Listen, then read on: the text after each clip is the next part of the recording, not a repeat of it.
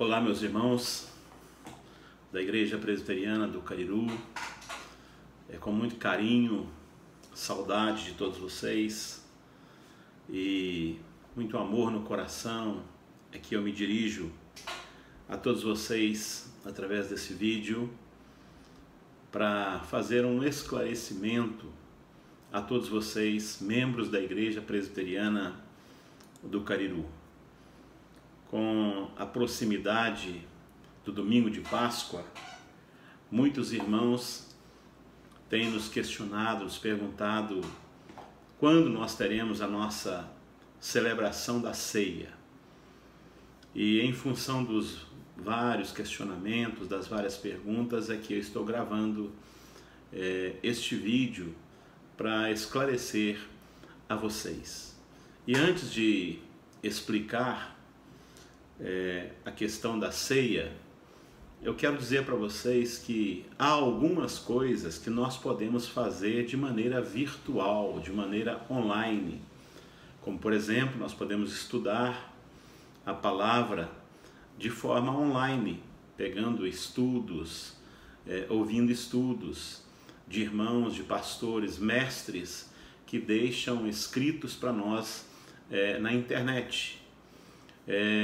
Também nós podemos participar de cursos eclesiásticos, cursos de lideranças, cursos espirituais via internet. Mas há algumas coisas que realmente nós não podemos fazer. Pelo menos é o nosso entendimento. E aqui fica todo o nosso respeito àqueles que pensam diferentes de nós aqui da Igreja Presbiteriana do Cariru, porque esse vídeo é exclusivamente para os membros da Igreja Presbiteriana do Cariru, a título de esclarecimento, de orientação. E nós não teremos a celebração da ceia nesse período de isolamento social, por uma questão de saúde pública, em decorrência de algumas percepções que nós temos da palavra de Deus. E eu quero aqui então colocar para vocês 3 razões porque nós não teremos a celebração da ceia neste período de quarentena. Primeiro, eu quero chamar a sua atenção para uma declaração do Senhor Jesus em Lucas, no capítulo 22, versículo 15, quando ele está reunido com os apóstolos para participar da última Páscoa e onde então ele institui o sacramento da ceia.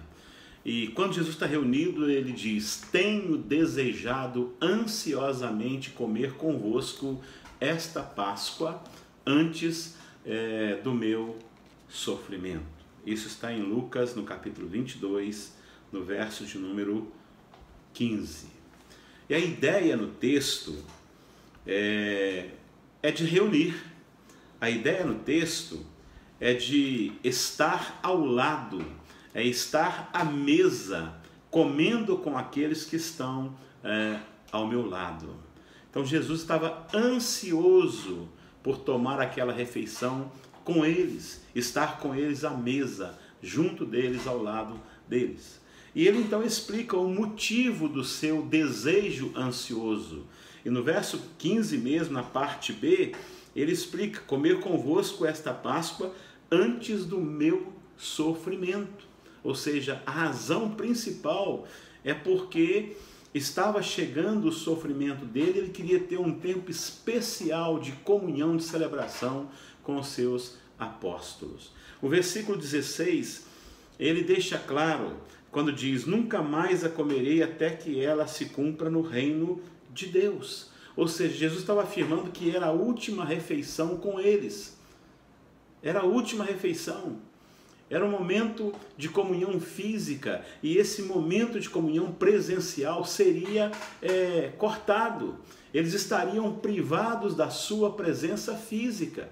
E no versículo 17 ele toma um cálice e, dando graças, disse: recebei e reparti entre vós.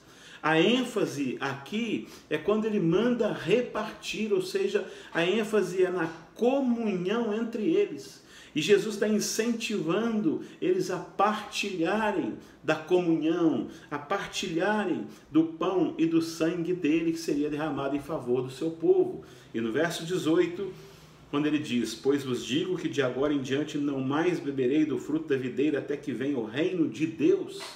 Jesus está enfatizando que eles estariam sim privados da sua presença até a chegada do reino escatológico de Deus, ou seja, até a sua segunda vinda. E no verso 19, ele toma um pão, dá graças, parte, distribui aos discípulos, dizendo: este é o meu corpo oferecido por vós, fazei isto em memória de mim. Ou seja, aqui Jesus os incentiva, determina que eles deveriam se reunir posteriormente e tomar da ceia juntos em memória dele, em memória da sua obra de redenção, em memória da sua obra de salvação. Então, queridos, os discípulos entenderam que Jesus os queria reunidos fisicamente e celebrasse o pão e o vinho juntos, em memória dele, em memória de sua obra expiatória, em memória da sua obra de redenção na cruz do Calvário. Eles entenderam que a ceia pressupõe comunhão, e comunhão pressupõe presença física, e não apenas participação virtual.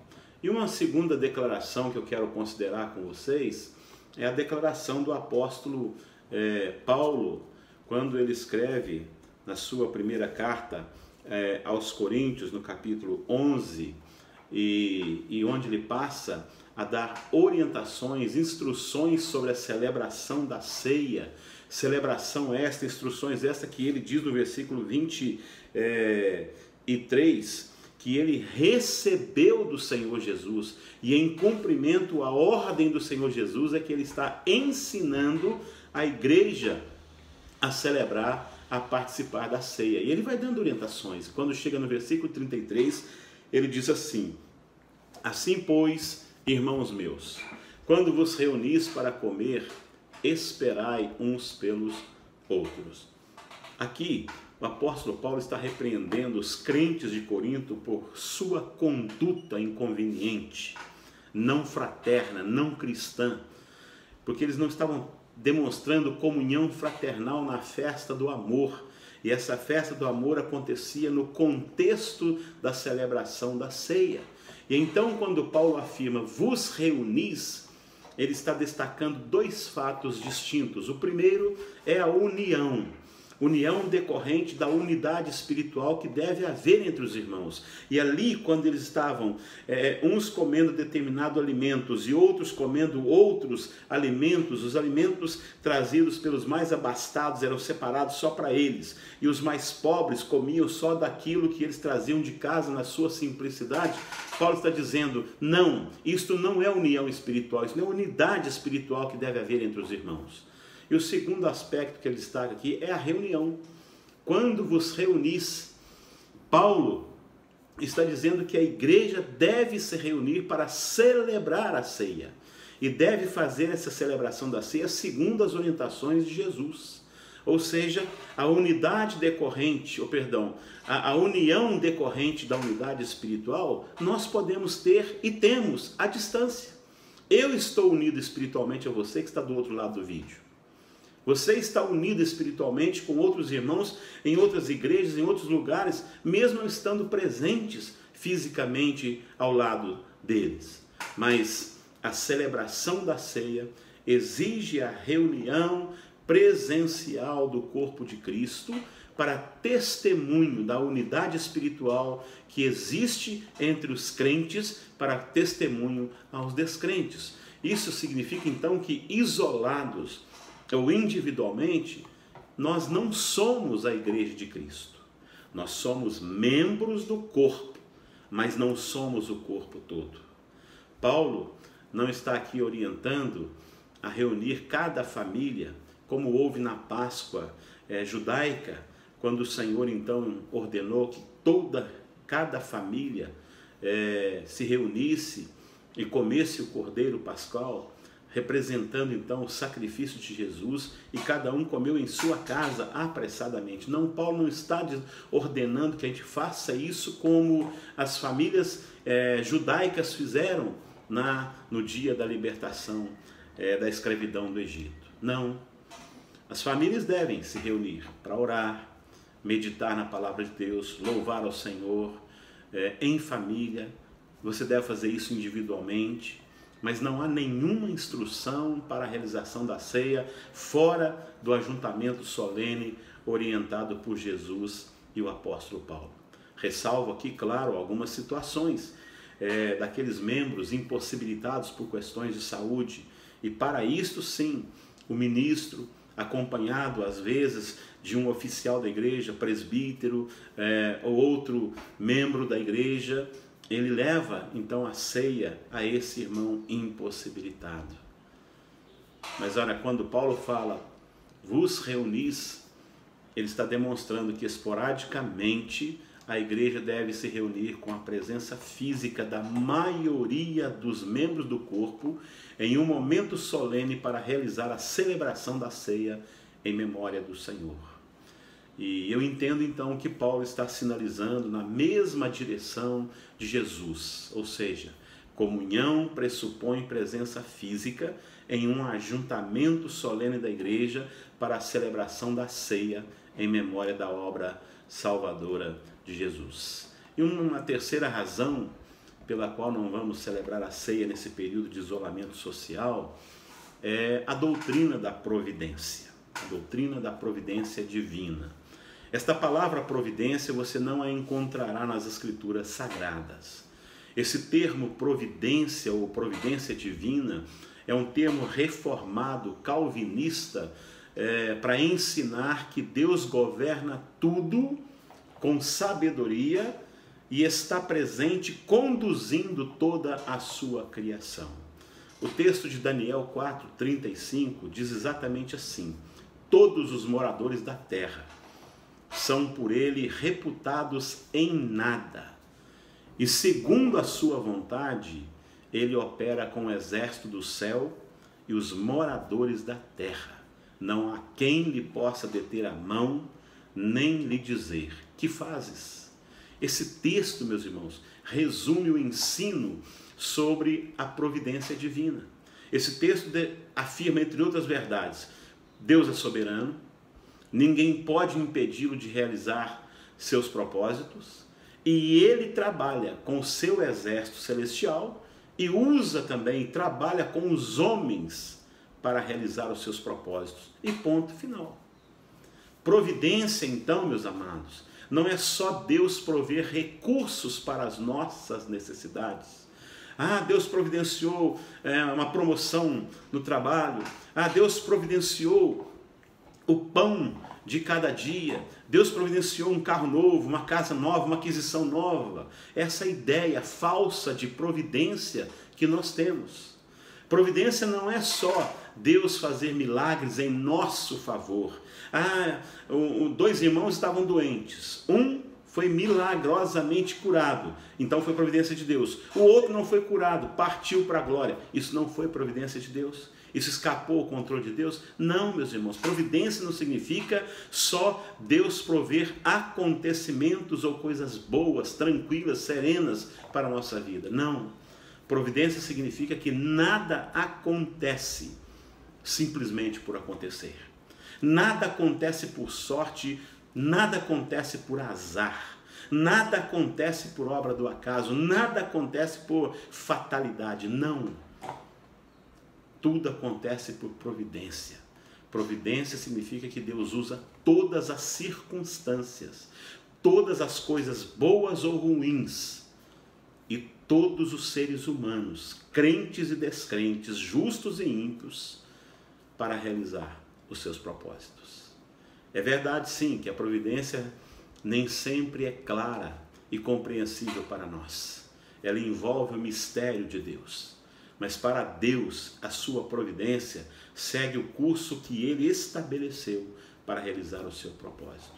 Mas o que é que tem então a providência divina com a não realização da ceia neste período de isolamento social?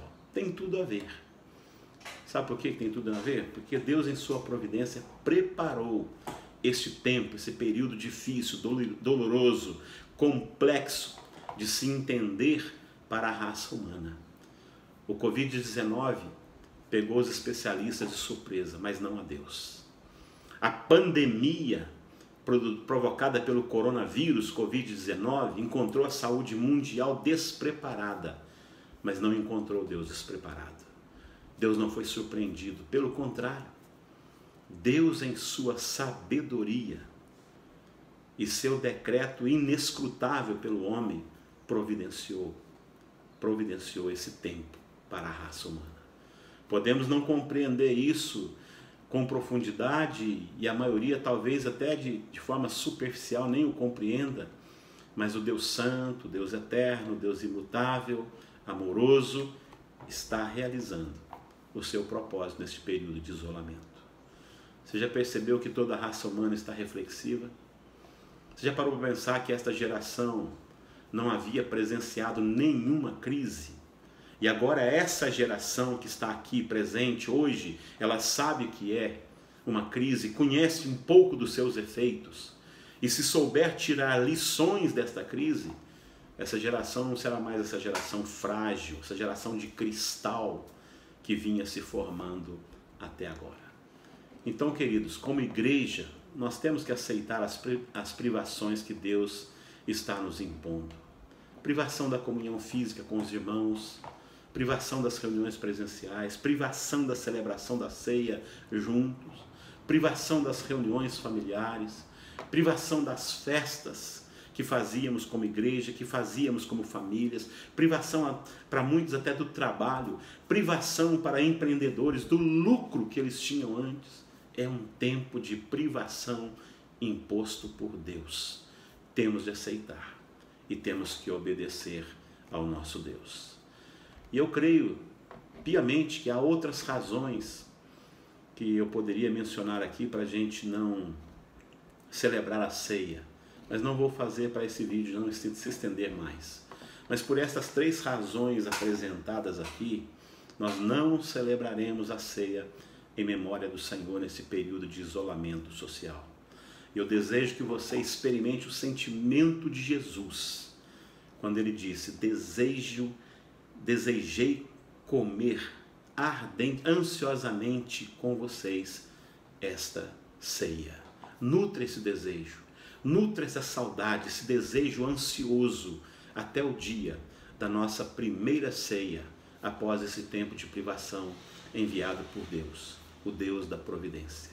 Que o Senhor continue nos dando sabedoria, nos dando discernimento, para vivermos este tempo em amor, em unidade, em serviço ao próximo, para a glória do nome dele. Um abraço, que Deus te abençoe e até o próximo encontro virtual, até terminar esta quarentena, quando juntos então estaremos novamente e poderemos celebrar juntos a ceia do Senhor no nosso templo, tão querido por nós, o templo da Igreja Presbiteriana do Cariru. Deus te abençoe.